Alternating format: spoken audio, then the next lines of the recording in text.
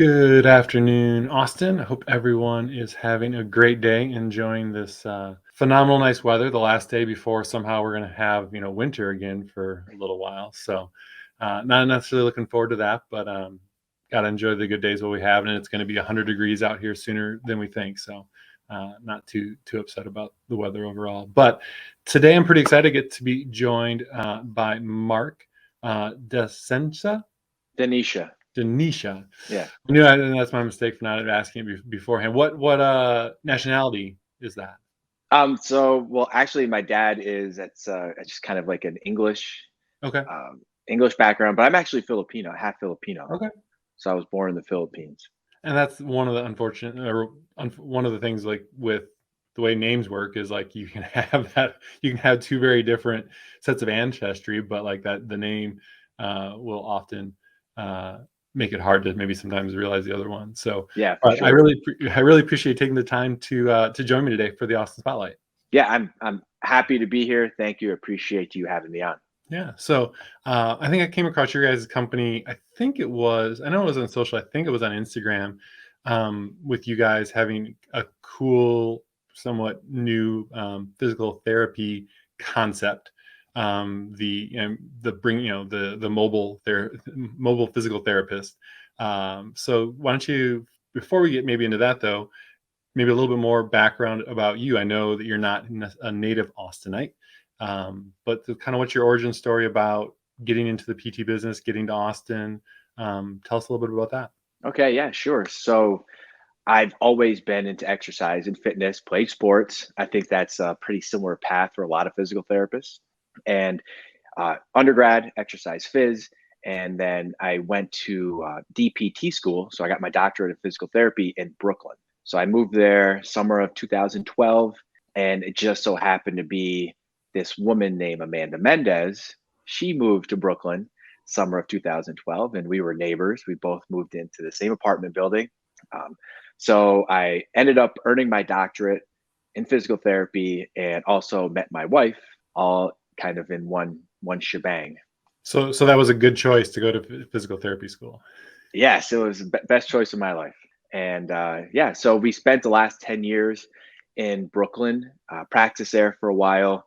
And my wife and we were actually listening to a podcast. Well, I was listening to a podcast. I was, really big into them. And I listened to Tim Ferriss, of course. He Mhm. had talked kind of about the mini retirement. And at the time, I guess right now, so I'll be 40 this year. But at the time, I think I was 35. And so I talked to my wife and I was like, you know what? Before we are too old to climb mountains and sleep, on buses and do all these things, let's take a little mini retirement and travel. And so, yeah, in 20, what was it, 2016? Yeah, the end of 2016, we had quit our jobs and we saved up for a year and we got on a one-way flight to Colombia and spent the next 18 months just kind of traveling, hopping around the world. Very cool. Yeah, it's something that I think a lot of people think about, but I feel like very few people actually do. Yeah, yeah, that's kind of I guess, yeah, a lot of people tell us that they're like, I wish I could do that. I wish I could do that. You're so lucky. And it's like, well, you know, traveling, if you do it the right way and on a budget, anybody can really do it. And like you say, it's not so much that you were lucky. You guys planned for a year to make it happen. It wasn't just quit our jobs in 2 weeks and go travel. It was, I'm sure pretty well thought out. And like you say, if you are traveling wisely in a lot of these other countries, the cost of living is less than it is here in the US. So you can, if you're not staying at the, Hilton Resort or Cabo San Lucas Resort or all these kind of things, you can actually do it a lot longer that way. Obviously, for a lot of people, though, the potential of family and work obligations is probably the other big challenge anyway. Yeah, yeah, exactly. The work was a challenge, but luckily, being a physical therapist, I have a lot of job security. I can pretty much work anywhere in the world. And my wife was a tech recruiter, so it was easy for her to come back. We both left our companies on good terms. We had a great network, so coming back was seamless. And yeah, that gave us the confidence to go out and do this, to do the travel, knowing that we'd be able to come back, get a job. Yeah, very nice. So when did you get back into the States and start the process of, migrating Getting back back to into a career? Yeah. yeah, Reassimilating yourselves into a work week. right, yeah. So we got back to New York in, I think it was, yeah, May of 2018. And so we got back to we had subletted our apartment the whole time to a friend, and we came back. We had to kick him out of the apartment. He didn't want to leave. He loved it so much. He ended up staying in the building, just another apartment. Yeah, we came back. 2 weeks later, we were right back into the New York City life, the swing of things, and it was almost like we didn't leave. It's just like, okay, back on the subway, doing the commute. You know, paying $8-9 for a coffee again. I was like, oh no. But yeah, so we did that. We kind of get back into the New York City hustle and grind for a while, and then COVID. Yeah, then COVID happened, and that was kind of the catalyst for the mobile physical therapy clinic. And so did the thought of doing that, was that something that originally you guys decided to do in Brooklyn and New York City, or was that something that you decided to do after relocating down here?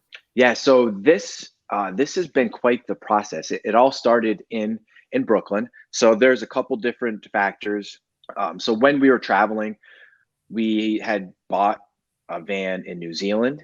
So we spent a few months living in a van in New Zealand and sold it, and then went to Australia, and we liked it so much we did the same thing. So we bought a van in Australia, spent a few months, and then sold it. And so having that experience, realizing that these vans are real Mhm. flexible, you can do more than what you think. And then so that was always in the back of my head when we came back. I was like, oh, I want to do that in the US. And during COVID, so went to my barber and was chatting with him outside, waiting to get my haircut. And he was telling me a story about one of his friends who had started a mobile barber shop during COVID. So he was driving down to the Hamptons, kind of charging these ridiculous prices to cut hair. And I was like, oh, okay. So then things started clicking. And yeah, so in Brooklyn in 20 was it December of 2020. So I ordered the van in the summer of 2020, and there was a shortage of these Yeah, vans. So I didn't actually get the van until, I think it was like the 28th. It was like a Christmas present. So the 28th of 2020, got the van. And because New York City winters are cold and snowy and just not great, I couldn't work on the van there. So sure. we drove it cross country to my mother-in-law's place out in sunny SoCal, and we spent a few months there. And I worked on it. It was it's my first time doing any of this stuff, Mhm. so there's quite a learning curve. But yeah, so I worked on It it. looks like a lot of fun, but yeah, I imagine that it's a lot more challenging than it looks. I'll just kinda, replace this part of the van with something else, but then when you get the electrical part of it and the plumbing part of it and all those kind of things. For sure, it's everything really is in all the details. You think it's just a matter of, you see a tutorial video online and it says, okay, first you put insulation on the ground or on the floor, and then you cover it with plywood. But then you start getting in the details, and it's like, well, what kind of insulation? What kind of adhesive do I use to get it to stay down? What type of plywood do I use? How do I secure it down? It's just, all of a sudden, all these little things start popping up. And then what I assumed was going to take me 2 or 3 days to do ended up being like a week or 2 weeks. And it was a good learning experience. I'll say that. But yeah, so we spent a few months there, drove it back to New York, did as much as I could there. It was just, again, slow going because parking in Brooklyn is a nightmare. And Mhm. that's an understatement. And especially Yeah. when you have a 22-foot long van. So I ended up renting a spot to park it. It was about a mile away, and it just wasn't, feasible to take all my tools to the van and back and forth. So uh, the progress really slowed down for a while. And until summertime came around, the weather was good. Then I was able to work on it again. But yeah, fast forward through all that. The So what trying yeah, to I guess then so what was the impetus for making the move down to Austin? Yes, and then so that was just we wanted to buy. We were tired of living in a small studio apartment. And so one of the things that we did, that was one of the ways we actually saved to travel, is we, when I was in PT school and my wife, she was just kind of starting her career in recruiting. We had this real small little studio apartment in Brooklyn, great neighborhood, less than 300 square feet. We got a little yard work outside. I apologize. No, you're good. So yeah, so it's, I mean, less than 400 square feet, small little studio apartment. And yeah, so we spent 10 years in that apartment. And eventually we were like, okay, we want to buy. So we looked in Brooklyn, and you can't buy a studio in our neighborhood where we were living for, less than like 700,000. Hmm. And we were like, well, that's not going to happen. Yeah.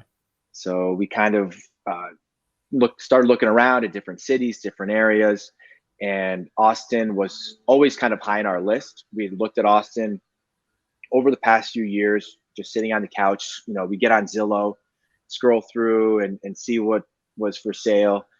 And yeah, and my wife has a lot of family down here. So just a few factors came together, and you're like, yeah, let's do Austin.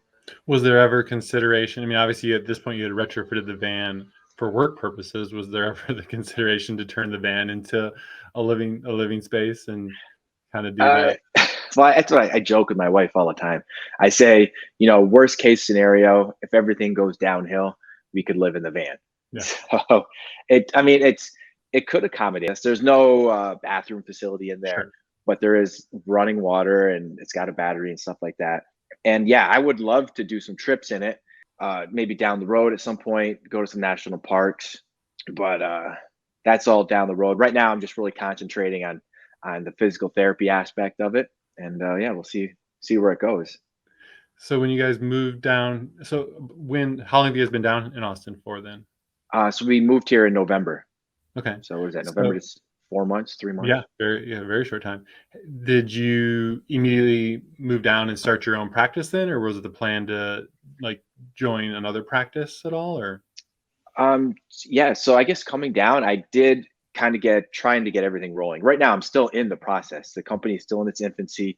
I'm working on networking, talking to great people like you, and I am looking at doing some part-time work with some other clinics, also just to get my foot in the door, to Sure. network and get Hmm. connections.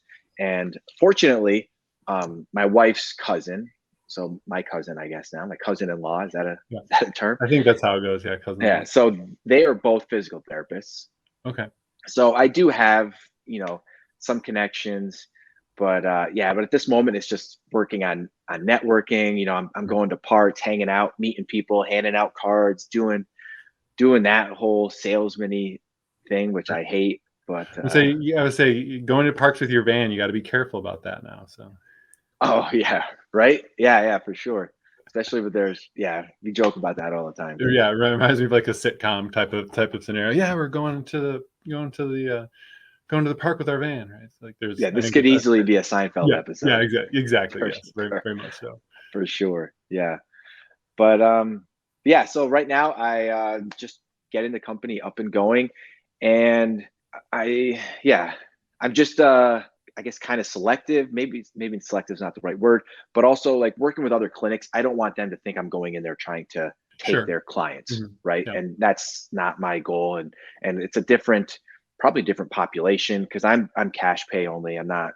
I may eventually accept insurance, but right but just now not yet, it's, just not right now. yeah, Mhm. exactly. It's cash pay. So Was starting your own business or running your own, um, running your own clinic or I guess practice, was that something that you had always kind of wanted to do when you decided to get into physical therapy? yeah, it's been a little bit of like ups and downs. So when I was in PT school, the goal was always to have this big sports clinic where, I had all these athletes running around. We had indoor turf, all the exercise equipment I would want, and then I got out into the real world and started practicing and started seeing what it takes to get something like that. And for instance, in New York City, it's just not possible. Yeah. You can't get space like that. No. So, and then with reimbursement rates for insurance, it's real tough, so that's why you see a lot of these clinics are just, like churn and burn. It's if they get the Mhm. clients in because they need to cover overhead. Yep. So once I saw that and I became a clinic director at a clinic in Brooklyn, I started to see a little bit more of the back, what happens in the back with the administrative stuff. And I was like, okay, I don't want to do this stuff necessarily, Yeah. you know, and I, yeah. And then all of a sudden this just kind of popped up, and I've always been kind of entrepreneurial, and I also like the creative Mhm. part of it. Yeah. So I enjoy the marketing stuff and doing that. Getting out there, yeah. But Having to wear the different hats that a business owner does, or instead of yeah, just sitting in an office and dealing with the PT side of things for 8 yeah, hours, 10 hours a day. exactly. The one weakness though is like I guess again back to the administrative stuff. So keeping track and being very what's the word? I just like organized, like financial and doing Yep. all these things. Like this is the first real LLC that I've had. So it was all kind of new to me, trying to figure out what forms had to get done, what needs to be done. I just got a letter from like the Texas comptroller Yeah. about franchise, and I'm like, wait a minute, what the Yeah. heck? What is this? So now No, I got to yeah, figure that out. there's always way more things that go into it. You're like, I just wanna try to help people and make some money by doing it, and unfortunately, there's always a lot more complexity to it sometimes than it feels like there should be. You mentioned that you've always been kind of entrepreneurial. Had you growing up, did you do other kinds of like side gigs or jobs and stuff that way? I mean, obviously the fact that you and your wife were willing to quit work and just go kind of travel the world, is an element of going into the unknown, which every business owner needs, right? Because like you have an idea of how things are going to go, but when you're deciding you want to go travel for a year, you can't plan that down to every day and every week. And so just that mindset obviously is valuable as an entrepreneur. But was there other stuff that you had done like work wise or side hustle wise in your past? Yeah, there was always small things, never anything huge. I do remember my first kind of like side hustle in high Mhm. school. And at the time, this is also slightly illegal, but it was when CD burners. You remember when Mhm. like the first CD burner came out, and I remember I ordered one on eBay, and it was like $150 or something, and I installed it in my computer, and I was like the first guy in town to have a CD burner. Nice. And yeah, so I got a bunch of empty CDs, and I was like, tell me what songs you want, and then I'm burning them onto CDs. Napster was my friend back then, Yeah. so yeah, so that was kind of the first like little side hustle, just selling these bootleg CDs that I was making for people. And Nice. then yeah, and I there's mean, just like again, right? Like, say we understand that, like, yeah, we're not promoting doing illegal stuff, but right, like yeah, entrepreneurs and small business owners, it's about trying things, seeing opportunities, yeah, and kind of moving with them. And so, right, again, right, you're not going to be able to turn a kind of illegal, right, yeah, CD burning business into something that's really serious. But again, as a kid, like, it's not, it's still a good learning block for trying to do other things, right? The figuring stuff exactly. out, seeing the opportunity, taking advantage of the opportunity, and having to do something that is beneficial for yourself, but also for in this case, your classmates and friends that you were trying to get the CDs to. So Yeah, exactly. In the end too, I don't think I even really made any money. By sure, the time I, bought the CD burner, bought the empty, the CDs and stuff, I made probably enough money to get to break even, sure. because then by that point, all my friends, Yeah, it became um, mass yeah, adoption of the technology, so they could all just do it themselves. exactly. Every computer at that point Yeah, started having CD burners. So, it was fun though while it lasted. yeah, But yeah, so there's that. And I'm a kind of a big picture guy. Like I can see the vision and things that I would like to happen, but sometimes the execution can be challenging, because it's like, sure. okay, this is what I foresee, and then how do I get there? So that's kind of like what happened with the van, for instance, like building it out. This is going to go Yeah, here. this This is is going how to go yeah, this there. is how you can turn out, but then having to, get all the steps down to actually get it to that level.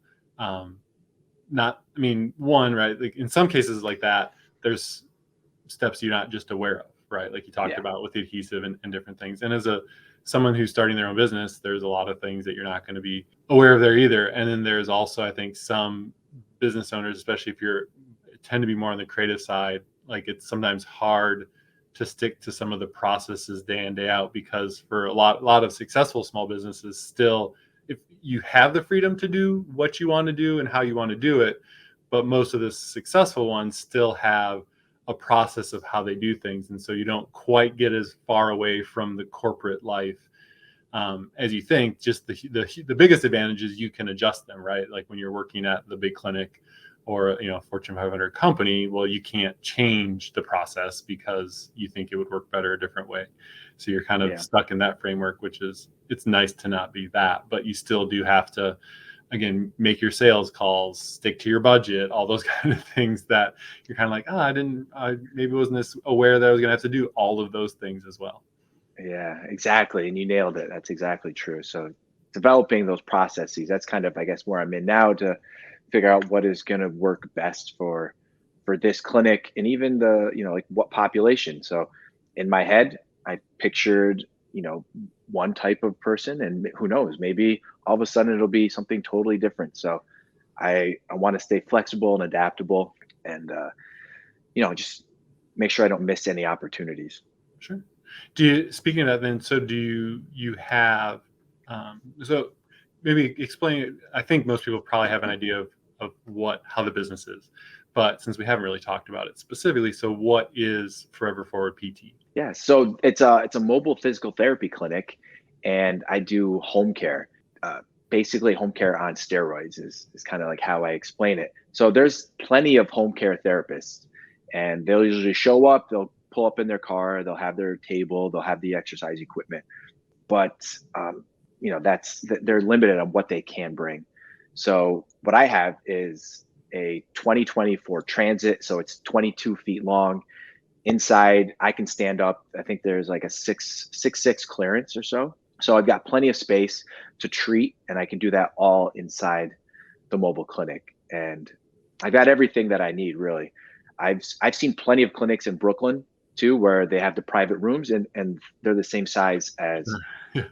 Yeah. the mobile clinic. So yeah, I can show up to your house. I can show up to your place of work. I may just go to those parks, if it's centrally located in the neighborhood. And if there's enough people there that it makes sense, and I can just go to a park. Yeah, there's a lot of opportunities. And with COVID, well, I'm not sure in Austin, it's not as bad. In New York, though, a lot of people just didn't want to get on the subway. Not everyone has a car, Mhm. right? And the subways are, they're kind of dirty. Yeah. You never know what you're going to run into. So a lot of people didn't want to have to deal with that. But yeah, here in Austin, it's traffic too, right? So maybe you don't want to have to deal with traffic and be frustrated and everything that comes with that. So I will do that for you. Nice. I will sit in traffic and then come to wherever you are. That's the idea. Convenience. Yeah. And obviously, that's the one thing that has definitely escalated during the pandemic has been convenience for a lot of things, right? Convenience of at-home delivery for your groceries, and um, you know, video chats and work from home, and just a lot of different conveniences that we weren't taking as much advantage of prior to all this happening. What Mhm. you mentioned, kind of like having a thought of what your ideal client is. What do you believe your ideal client is right now? Yeah. So I mean, right now I picture it being someone almost like myself, someone who's a young professional who really values their health and wellness, and isn't afraid to invest in themselves. And because, like I said, it is a cash pay business, and I don't want someone, I don't want to bankrupt someone either. I want Sure. them to be able to, they have to be able to afford it. They can't feel bad about it. And yeah, so someone who's maybe my age, I'm picturing someone 35 to 45 that's, set in their careers, and maybe they're working from home. So I show up, and if you've spent your whole day in your house, maybe you don't want to do therapy in your house as well, Sure. right? So then you come out, but you don't want to drive anywhere because now it's rush hour. So now, you just come outside and you're getting a change in environment, which I think is nice because all of a sudden the home is turned into so many different things, Yeah. right? So now you don't want it to be your exercise place too, for some people. So yeah, that's kind of who I envision working with. But like I said, I mean, Well, maybe you know, not. Maybe when you're starting out, you just never you never entirely know what market your product or service might be for, and also you usually will take a wider range of people too, right? Because there's a component of needing to have the business be successful, and so that obviously kind of changes, potentially doing things outside of who you think and believe your ideal client is. But it's an opportunity to sometimes see, because right, there are definitely times where a new company comes along and who they thought their ideal client was tends up being somebody completely different. And so having that flexibility though is, I think, definitely a good thing. yeah.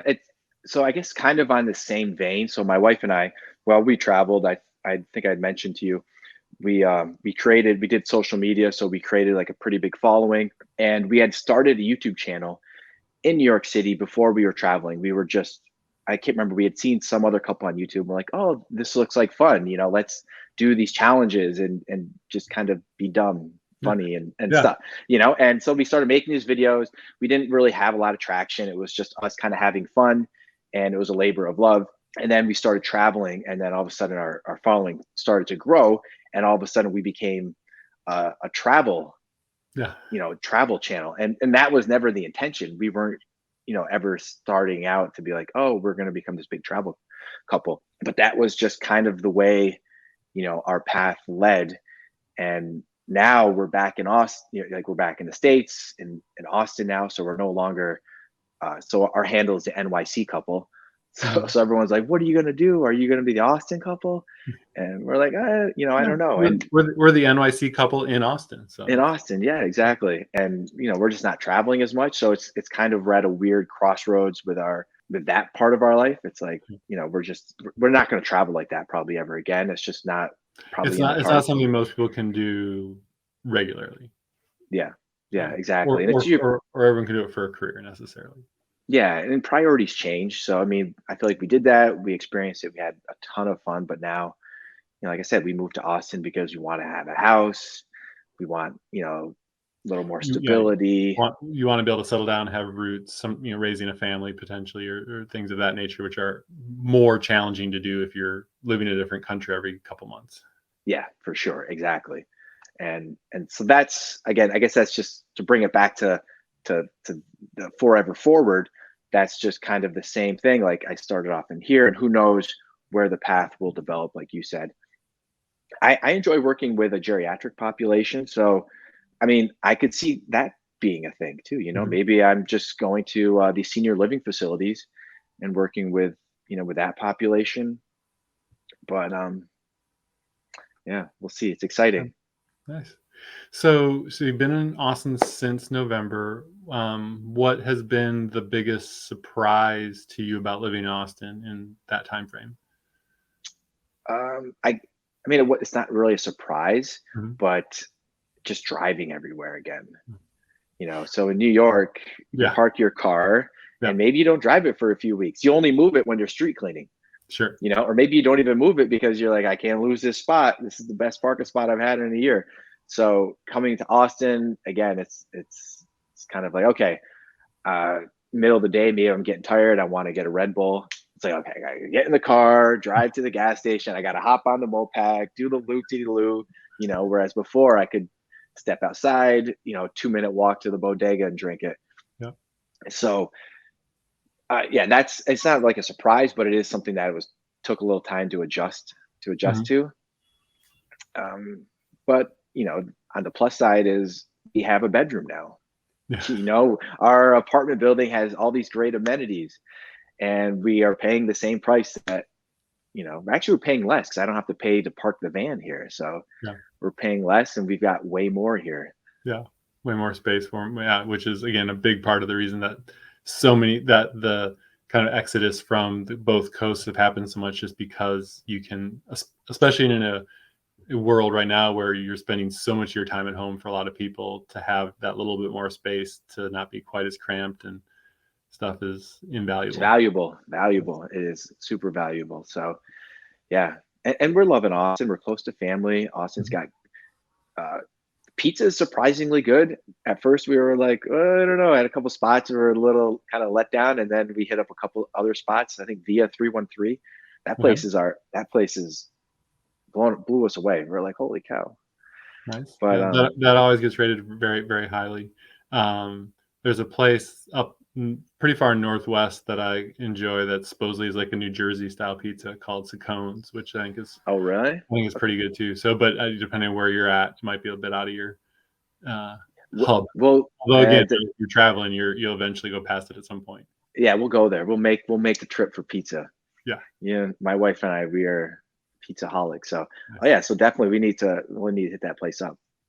For sure. Mhm. Cool. So, again, kind of give us the best ways for people if they want to either learn more information or reach out and chat. What's kind of the best ways to get in contact? Probably the easiest way would be right through Instagram. Okay. So if you hit me up on the handle there, that is, I'll respond to all DMs, all comments. If you don't want to do that, you can email me, and that's just mark@foreverforwardpt.com. And is that on the website then as well too? Forever Yeah, Forward. it's on the website. Everything is Forever Forward PT. So, and I'd love to hear from you, from And then I anybody think else. we So, say this is the Instagram handle if you want to just go follow their non-traveling lives. At this our at this boring point, Austin lifestyle. if you want to follow their pizza adventures in Austin, uh, that'd be So the Cohen's is gonna be our next hit, our next stop. there you go. That'd be a nice place. But no, I really appreciate you taking the time to jump on the podcast and chat today. It's been a pleasure getting to know you and your business a little bit more. Thank you, Troy. Appreciate it. Hope everyone has a wonderful day.